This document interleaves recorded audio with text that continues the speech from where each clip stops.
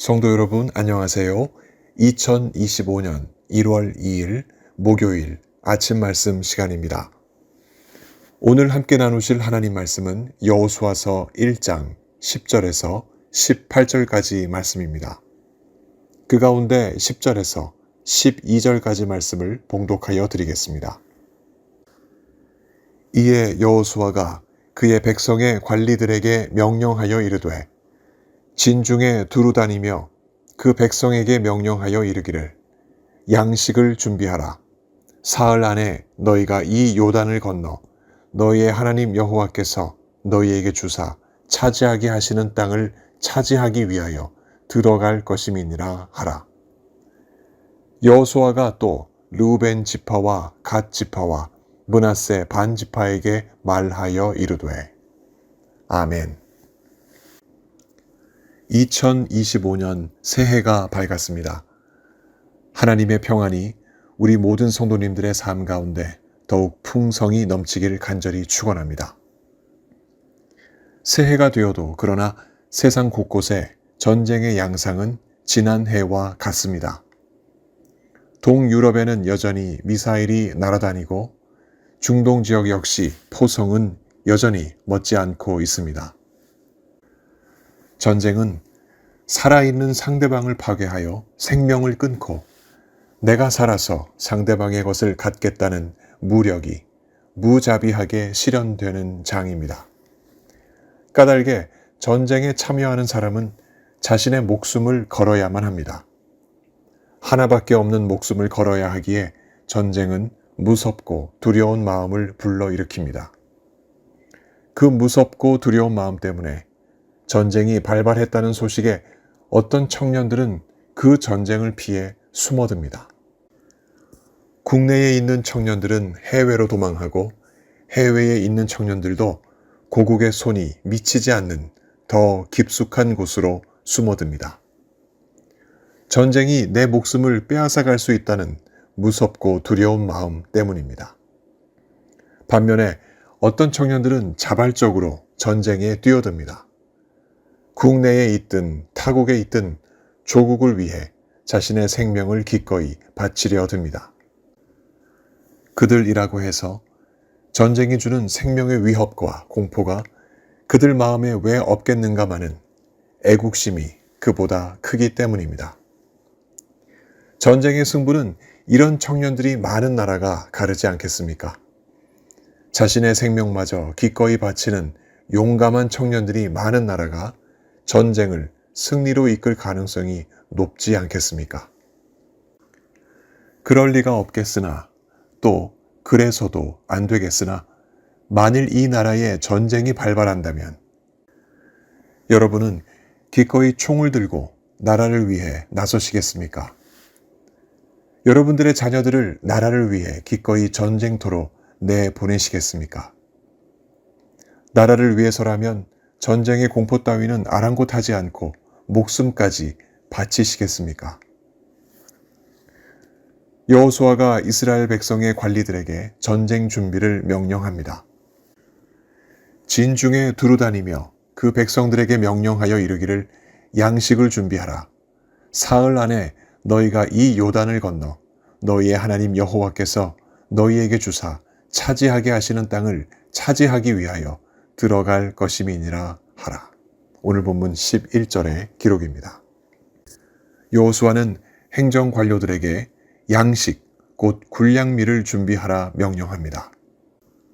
이제 여호수아는 요단강 동편에서 동편과 서편을 가르는 요단강을 건너 요단강 서편을 치는 정복전쟁을 3일 안에 개시하려 전쟁 준비를 서두릅니다. 이 전쟁에는 유달리 최전선에서 싸우는 특공대가 등장하는데 그들은 르우벤 지파와 갓 지파와 므낫세 반 지파 사람들입니다. 이 세 지파는 이미 모세 때에 요단강 동편의 땅을 분배받은 지파들입니다. 그랬기에 이 세 지파 사람들에게는 전쟁터가 될 요단강 서편에서 차지할 땅은 없습니다.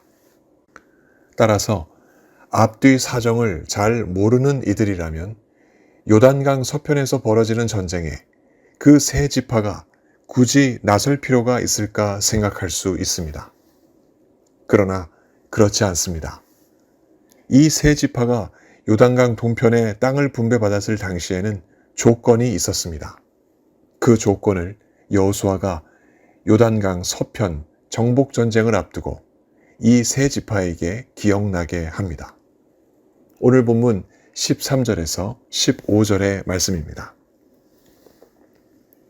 여호와의 종 모세가 너희에게 명령하여 이르기를 너희의 하나님 여호와께서 너희에게 안식을 주시며 이 땅을 너희에게 주리라 하였나니 너희는 그 말을 기억하라.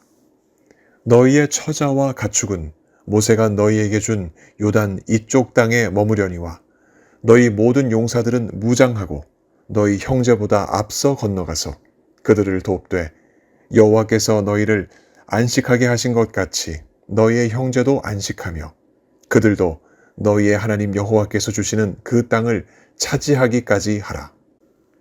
그리고 너희는 너희 소유지 곧 여호와의 종 모세가 너희에게 준 요단 이쪽 해 돋는 곳으로 돌아와서 그것을 차지할지니라.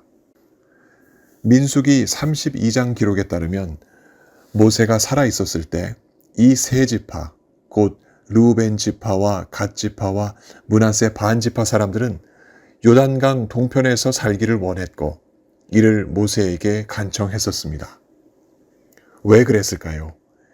이 세 지파 사람들은 목축업을 생계로 삼았는데 그 요단강 동편이야말로 목초지가 풍부하여 정착하기에 최상의 조건을 갖추고 있었습니다. 까닭에 그들은 요단 서편 땅이 아닌 동편 땅에 터전을 잡고자 모세를 설득했던 것입니다. 갑론을박 끝에 모세는 그들의 요구를 들어주었는데 대신 조건이 하나 있었습니다. 그 내용은 다른 지파가 요단 서편을 정복할 때 함께 그 전쟁에 참여하는 것이었습니다. 요단 동편의 터전을 잡았으니 요단 서편 일은 이제 내 알바가 아니라 할 수 없다는 말입니다. 이스라엘의 12지파 모두가 터전을 잡을 때까지 이스라엘의 전쟁은 요단강 동편이나 서편이나 끝나지 않는다는 의미입니다. 그 조건을 따라 이미 요단강 동편에 땅을 분배받은 르우벤 지파, 갓 지파, 그리고 므낫세 반 지파는 요단강 서편 정복 전쟁에 참전해야 마땅했습니다. 그것도 마치 돌진하는 해병대처럼 다른 지파들보다 가장 먼저 요단을 건너서 적을 섬멸하는데 앞장서는 작전에 그들은 투입됩니다. 이 점을 여호수아는 강하게 명령합니다. 14절입니다. 너희 모든 용사들은 무장하고 너희의 형제보다 앞서 건너가서 그들을 도우라. 이런 여호수아의 명령에 이 세 지파는 어떻게 반응했을까요? 하나밖에 없는 목숨, 전쟁에서 잃을까 하여 무섭고 두려워했었을까요? 그래서 어떻게 하든 그 전쟁에 끌려가지 않으려 모세와 맺은 약속을 어기며 숨고 도망하려 했었을까요? 오늘 본문 16절과 18절입니다.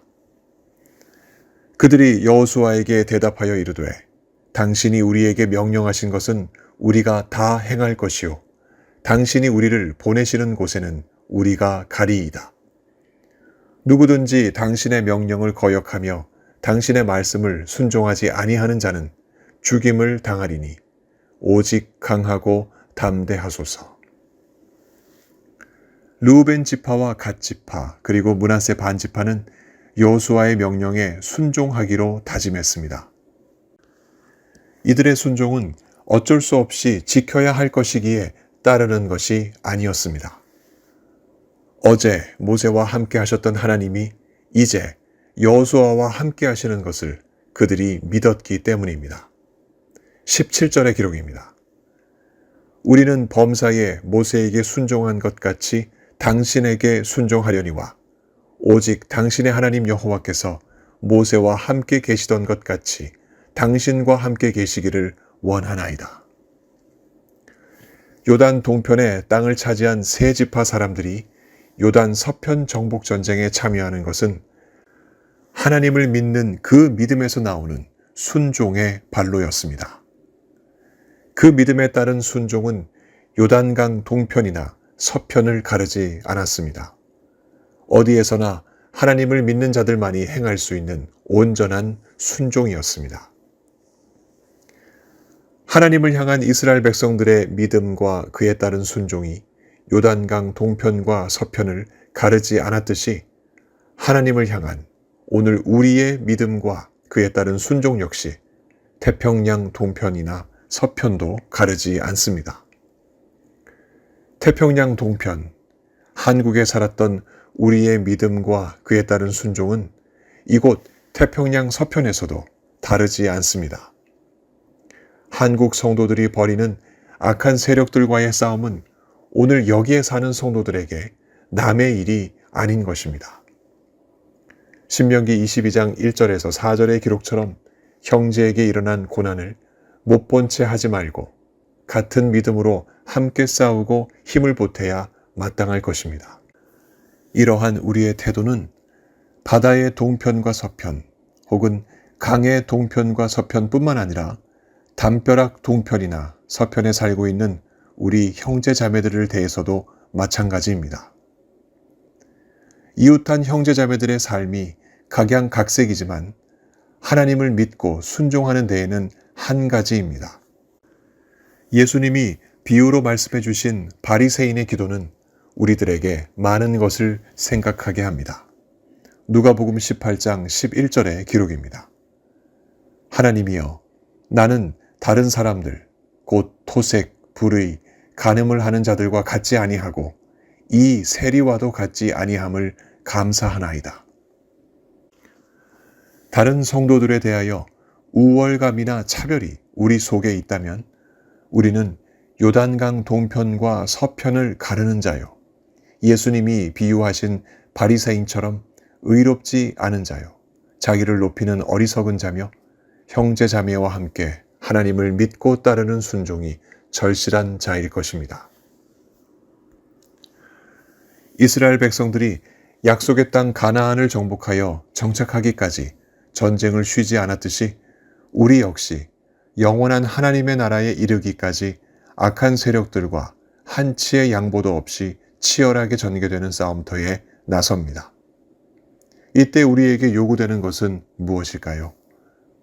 바울 사도가 그 답을 말해줍니다. 디모데후서 4장 7절의 기록입니다. 나는 선한 싸움을 싸우고 나의 달려갈 길을 마치고 믿음을 지켰으니. 우리의 영적 싸움터에서 우리에게 필요한 것은 무엇일까요?